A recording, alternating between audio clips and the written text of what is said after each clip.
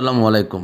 আশা করি সকলে ভালো আছেন। আমি আজকে আপনাদের টপ 7 অর্থাৎ ৭টি কোম্পানির নাম আপনাদের সাথে আলোচনা করব। এই ৭টি কোম্পানি আপনারা আগামী বুধবার হতে নেক্সট 10 ডেজের জন্য আপনার একটু চোখ অথবা আপনার দৃষ্টি রাখবেন।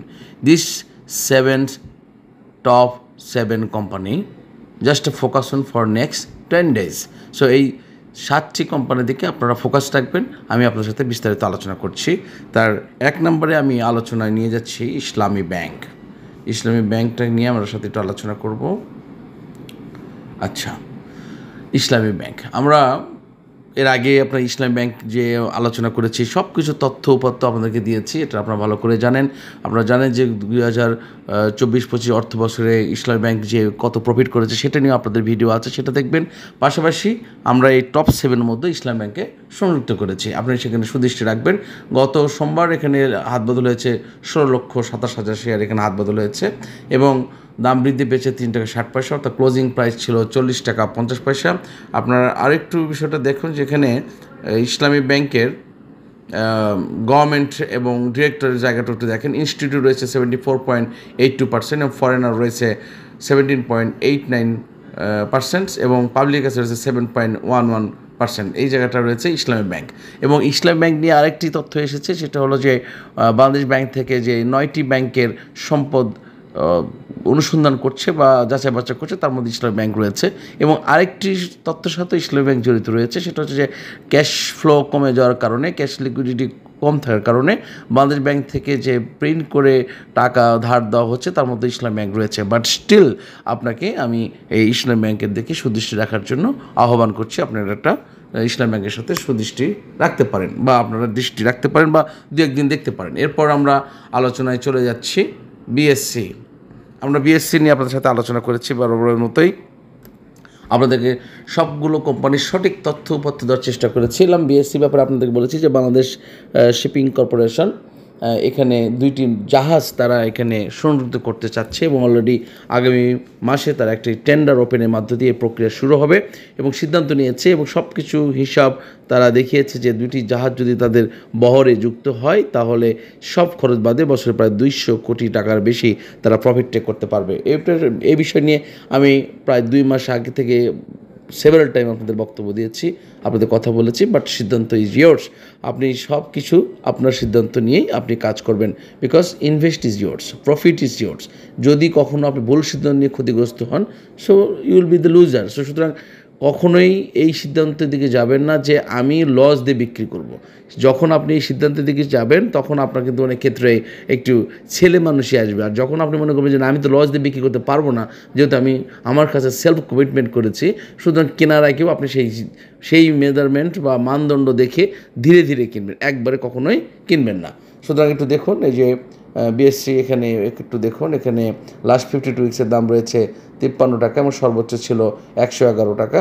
এখানে গভর্নমেন্ট রয়েছে 52.10%, ইনস্টিটিউট রয়েছে 21.34%, ফরেনার নেই। এখানে পাবলিক রয়েছে 26.56% এবং বেশ টানা একটা দর বৃদ্ধির আমরা একটা শিরোনাম দেখছি। শুধুমাত্র গত সোমবারে একটু কারেকশান হয়েছে। সুতরাং আমরা যে বিষয়টা নিয়ে বিএসসি নিয়ে আমাদের সেভারাল টাইম আলোচনা করি সেটার দিকে আপনি চোখ দৃষ্টি রাখতে পারেন। এরপর আমরা আলোচনা করব দেশ গার্মেন্টস নিয়ে। আমরা এখন আছি টপ 7-এর মধ্যে। আমি আবার যারা নতুন করে এই ভিডিও দেখছে তাদেরকে আমি অনুরোধ করবো যে পুরোপুরি ভিডিওটি দেখবেন, মনোযোগ সহকারে দেখবেন। দেশ গার্মেন্টস নিয়ে আপনাদের সাথে আমি এর আগে বেশ কয়েকটা ভিডিও করেছি, বক্তব্য দিয়েছি। গত সোমবার এখানে কিছু কারেকশান হয়েছে। আপনারা জানেন যে দেশ গার্মেন্টসের এখানে 1 বছর যদি আমি হিসাব দেখি যে প্রায় 24% দর বৃদ্ধি পেয়েছে।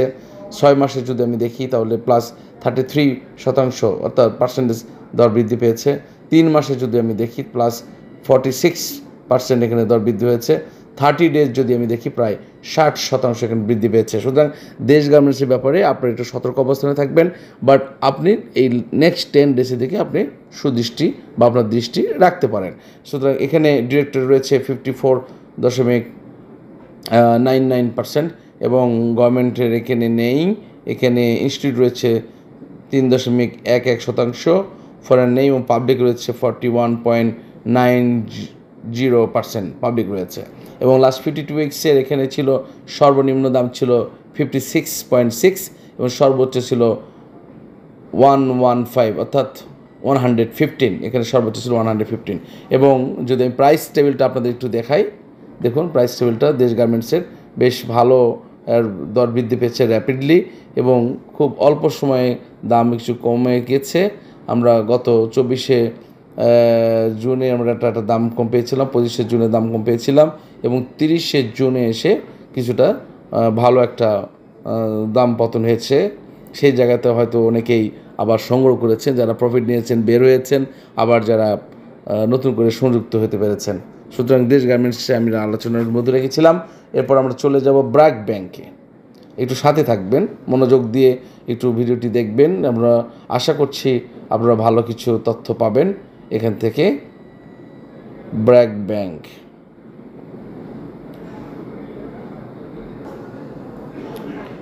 ব্র্যাক ব্যাংকের আমরা একটা জিনিস বিষয়টা দেখি যে 1 বছরে একটা 66% এখানে প্রফিট হয়েছে।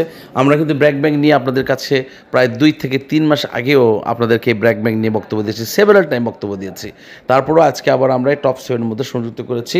সুতরাং ব্র্যাক ব্যাংক নিয়ে বিস্তারিত আলোচনার কিছু নেই, আপনারা সব কিছু জানেন।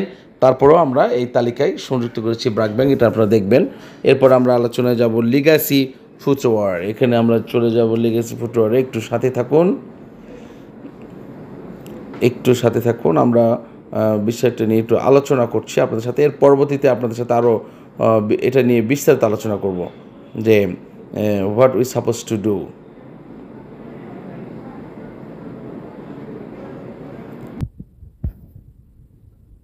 দেখুন লিগ্যাসি ফুটওয়্যার, এখানে লাস্ট 52 উইক্সের দাম ছিল 32 টাকা এবং সর্বোচ্চ ছিল 74 টাকা 80 পয়সা। এবং আমি যদি 1 বছরে দেখি এখানে 8% এখানে নেগেটিভ আছে, 6 মাসে যদি দেখি 2% নেগেটিভ আছে এবং 15 দিনে যদি এটা দেখি তাহলে 27% পজিটিভ, 30 দিনে যদি দেখি তাহলে 30% পজিটিভ আছে।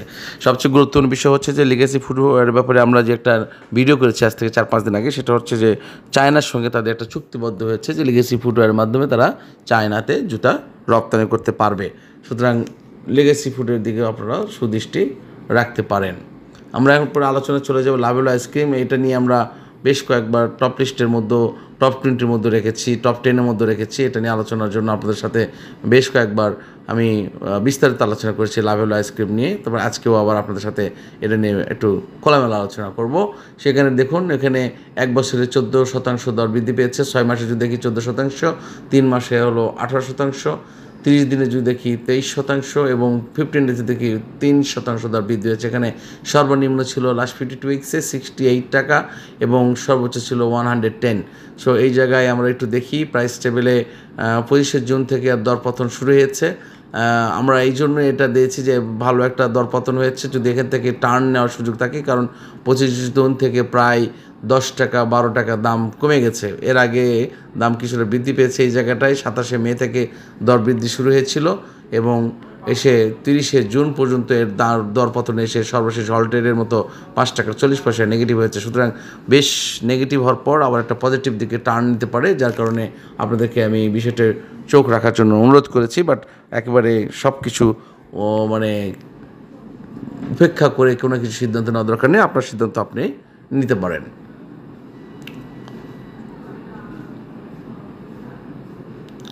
এরপরে চলে আসতেছি বিচ হ্যাচারি।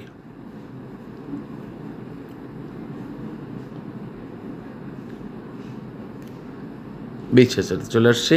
এবার আলোচনা করতে পারি আপনাদের এখানে। হ্যাঁ বন্ধুরা, এখানে দেখুন বিচ হ্যাচারি, এখানে সর্বোচ্চ দর বৃদ্ধি হয়েছিল এবং লাস্ট 52 উইক্সে যদি দেখি এখানে সর্বনিম্ন দাম ছিল 40 টাকা 25 পয়সা এবং সর্বোচ্চ ছিল 126 টাকা। সুতরাং বিচ হ্যাচারি গত সোমবারে দর বৃদ্ধি হয়েছিল মাত্র 70 পয়সা এবং ক্লোজিং প্রাইস ছিল 48 টাকা 30 পয়সা এবং শেয়ার হাত বদল হয়েছে 27,54,000। এবং আমরা যদি প্রাইস টেবিলটা একটু ফলো আপ করি, দেখা যাচ্ছে 25শে জুন থেকে আর টানা দর বৃদ্ধি রয়েছে।